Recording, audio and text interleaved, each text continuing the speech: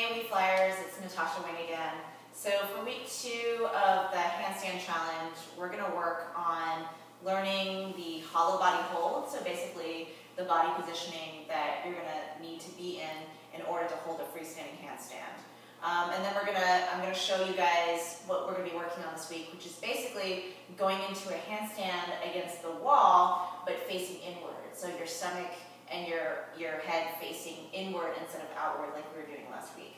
So the hollow body positioning is basically like, you want to start by laying flat on the floor, and then you want to tuck your pelvis so that you're clearing up all the space between the small of your back, so no space at all. You shouldn't be able to stick anything in that hole.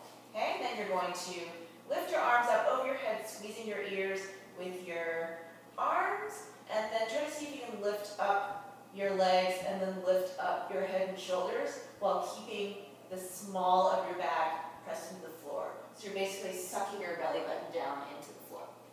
Okay, so that's actually a really good conditioning exercise just to practice holding it for 1 to 2 minutes on, 1 to 2 minutes off, and then doing that again for 5 rounds. And that's just like building up your core strength and getting the sensation of the hollow body position burned into your body. So for this week, we're just going to be holding our inward-facing handstand against the wall for 1 minute, at least 1 minute every day. If you can do it for longer than 1 minute, awesome. I think if you're spending at least like 5 minutes a day working on your handstands every day this month, then by the end of the month, you should be in pretty good shape in order to hold your handstand freestanding in the middle of the floor.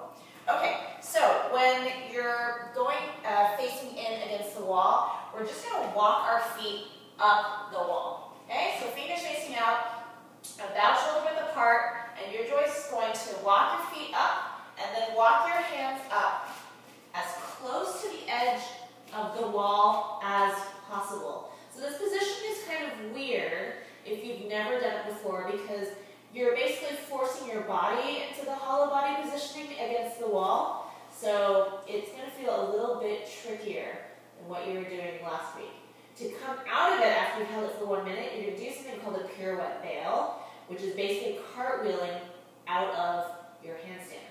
So I'm going to pivot one of my hands, choose which side, pivot, and come out. So again, make sure when you're doing this, like you've got ample space around so that you're able to get into your handstand and pirouette out easily and without breaking anything.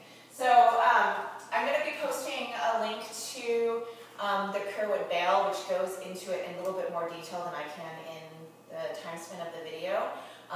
But each time you come out of your handstand, I want you to try to do the pirouette bail out because it's a great way for building up confidence for actually being able to do your freestanding handstand and getting out of it safely. Because once you know that you can do the pirouette bail, you'll know that each time you do a handstand and you lose balance, you can get out of it really quickly and easily every single time.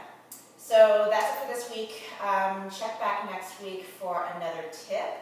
And I'm going to be doing all of these exercises along with you guys. So I'm going to be posting my progress videos, and I would love to see yours as well. So I will see you next week.